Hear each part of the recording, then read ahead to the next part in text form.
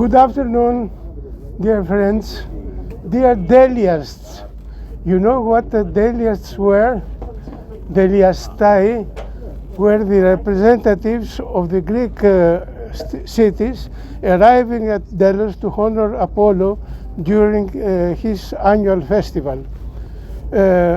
So we are the modern Deliasts who come here to honor Asclepius and disseminate his doctrines.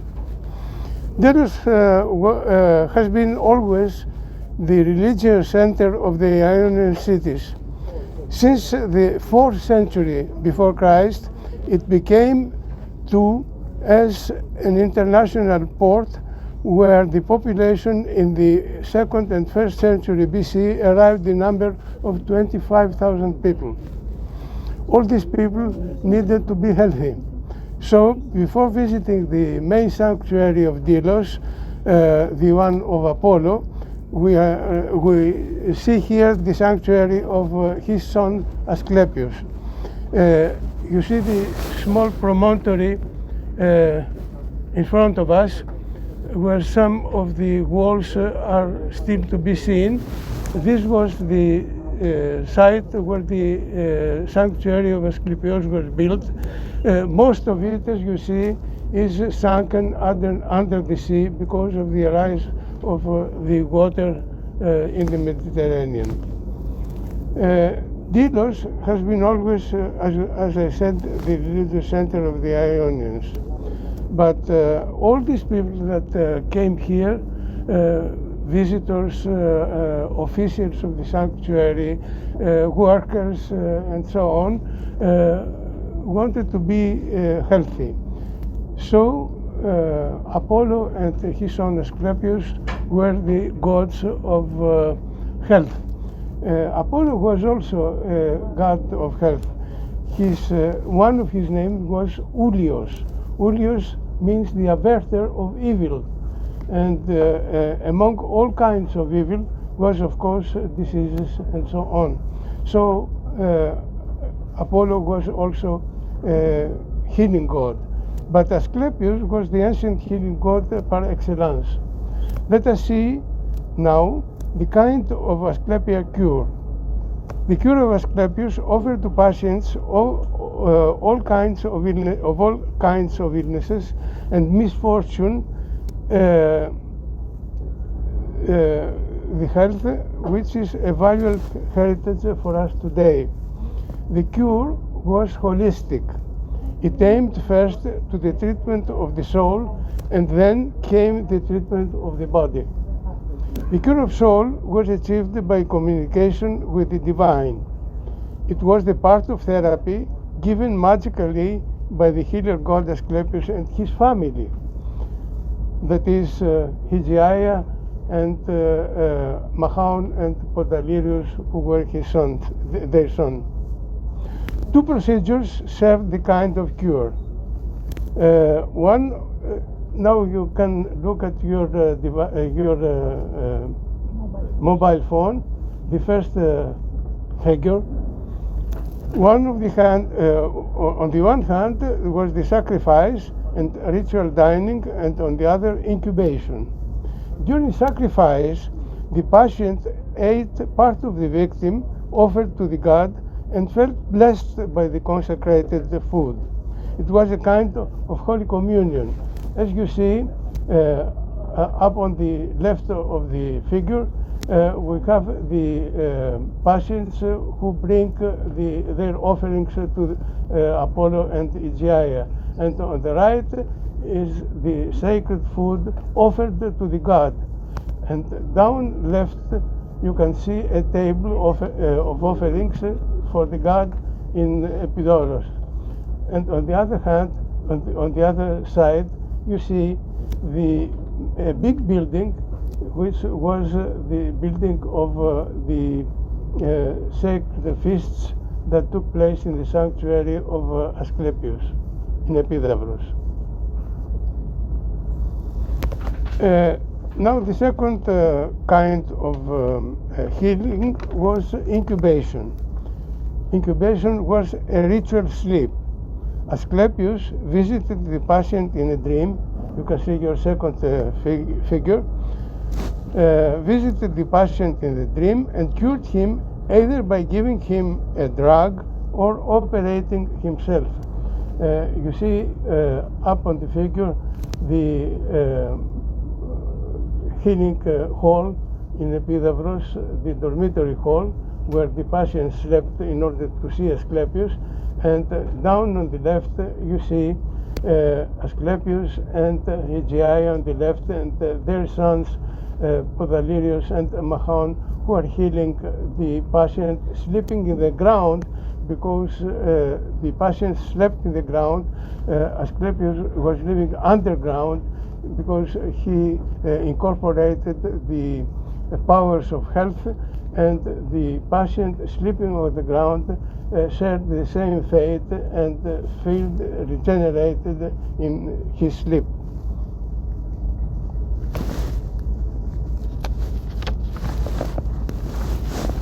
But mental cure was sought also in the sanctuaries of Asclepius by offering to the patient experiences of all kinds of arts. Music appears the soul of the patient. The paean, a song glorifying the god, was an essential part of the cult in the sanctuaries. You see here a pianist who is playing a paean for Asclepius from the sanctuary of the god.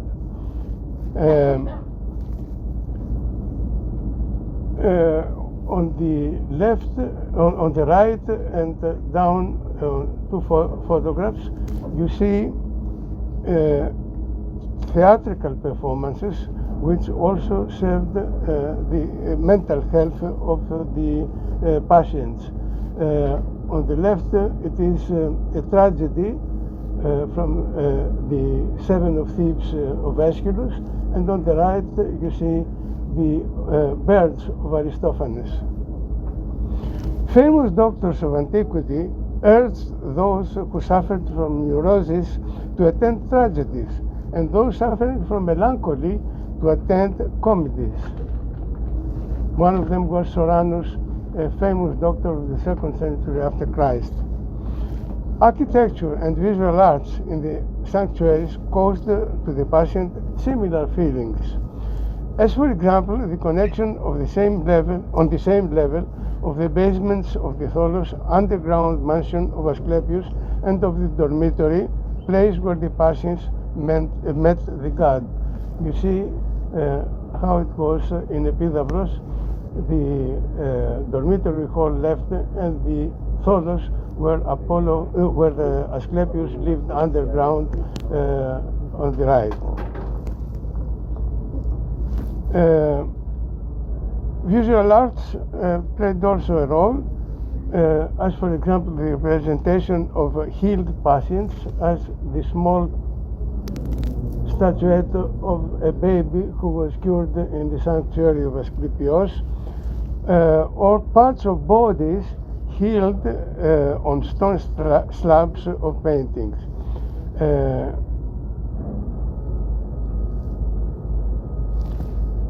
By seeing the patient, by seeing these pieces of art, thought that the same fate could meet him.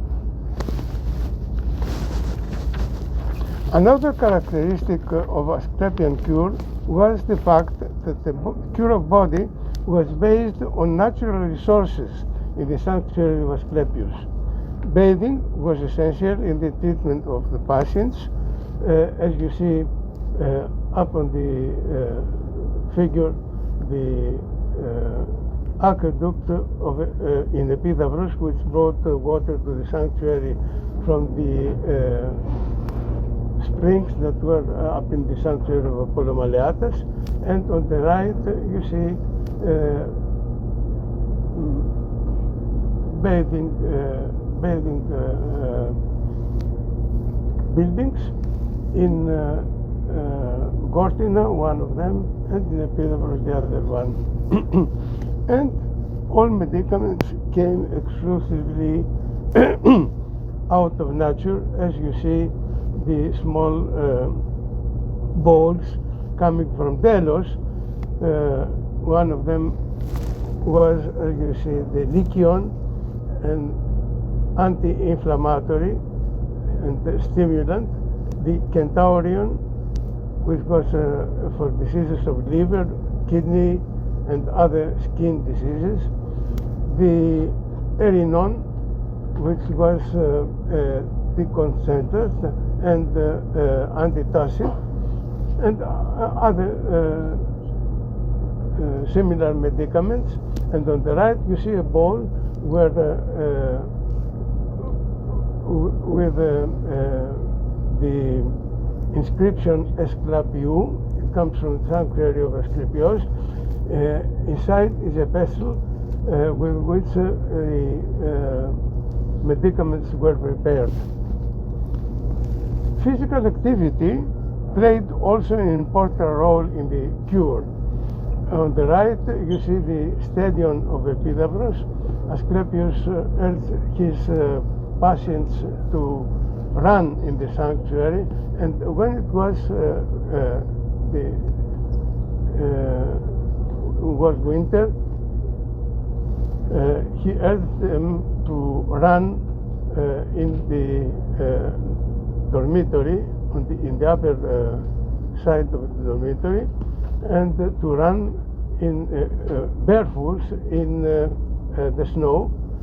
This was the case of Elios Aristides, a philosopher who lived many years in the sanctuary of Asclepius in Pergamon, and received such orders from Asclepius. And on the right you see one of the stelae with the miracles of Asclepius. One of the miracles was that God ordered the paralytic Hermoticus to bring to the sanctuary a boulder.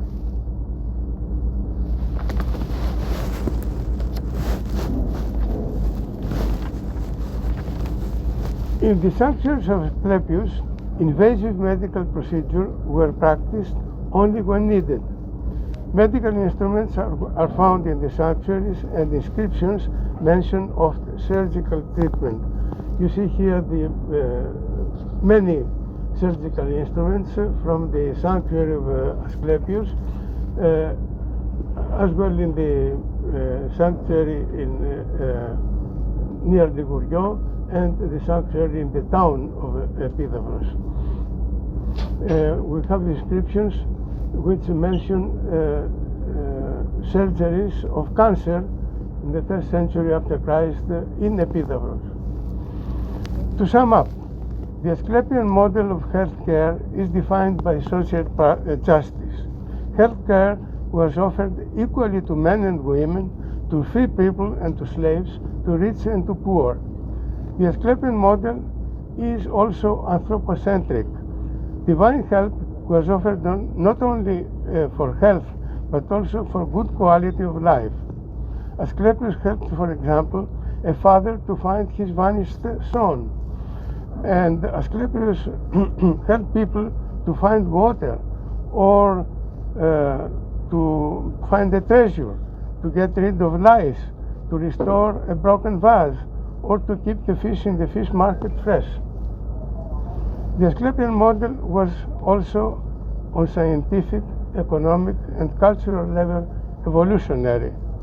Recording of symptoms and reactions to treatment led to acquire rich and valuable medical knowledge, which, while building programs and festivals in the sanctuaries, boosted the economy of the city-states to which they belonged. We can learn much from this model, as today a remarkable part of expenses for healthcare derives from private insurance, and a big number of citizens cannot have access to prevention and primary care. Now we are opposite of the sanctuary of Asclepius. As you see, it was built on the promontory in front of us, north of the Bay of Furni, 100 to 1,200 meters south of the sanctuary of Apollo. your figure 8. Furni means furnace. It had this name because of the production of pottery found in the region in excavations. The highest point of the promontory is 1.40 meters above sea level, while the north, to the north, the land, as you see behind what you see now, sinks to 0.40 meters above sea level. The facilities of the sanctuary there are found in a marshy landscape. It's your figure 8. To the south, a big part of the sanctuary vanished underwater. According to the inscriptions, the sanctuary of Asclepieion was built during the late 4th century and the early 3rd century before Christ. It was the time in which Delos was independent and seat of the Federation of the Aegean Islands. Later, Tinos became the center of this federation. North of the sanctuary, a complex of shops and other facilities, is your figure 9, served the needs of the sanctuary as well as of its visitors. One entered the sanctuary through a monumental gateway whose remnants are pretty well preserved. Immediately to the left, the remnants of a rectangular building are served, whose door opened closer to its southern corner. This layout occurs in dining rooms which accommodate beds. Remember, ancient Greeks ate reclined on a bed. Here there was room in this small building, was room for 17 beds. These were the representatives of the Federation. The building was built in order to accommodate the ritual feasting of these delegates during festivals. Later it was used as a storeroom while the dining was transferred to new buildings. Immediately north of the dining hall was built the Temple of Asclepieion. It was of Doric style with a tetrastyle porch in front. The platform of the temple and architectural members of its superstructure are preserved. We cannot go closer to see these remnants. The captain said we will sink if we go closer. Yes. Immediately north of the dining hall was built the temple, as I said, of Asclepieion. According to inscriptions, the cult statue of Asclepieion was made out of bronze and bore on its head a crown of gold. On the highest point of the promontory, go to your figure 10, is preserved the northeastern part of the building with a central peristyle court. This building is very big. It's preserved, its northern side, which is preserved, measures 33 meters. It is one of the earliest buildings of the sanctuary, and it is supposed to have housed all the main needs of the sanctuary, that is, accommodation and dining of patients and of visitors, of course, incubation and cure of patients, and so on. Medical instruments are found in the sanctuary and mentioned also in inscriptions. As the number of visitors grew, a new, larger peristyle was built south of the older northern one. It's the figure 11, the last one. Most of the building perished due to the sea level rising and erosion of the rocky littoral. The Ephorate of Antiquities is planning, isn't it so, Mr. Vassilis? Is planning a moderate restoration and enhancement of the site. This is what I had to say to you for the sanctuary of Asclepieion.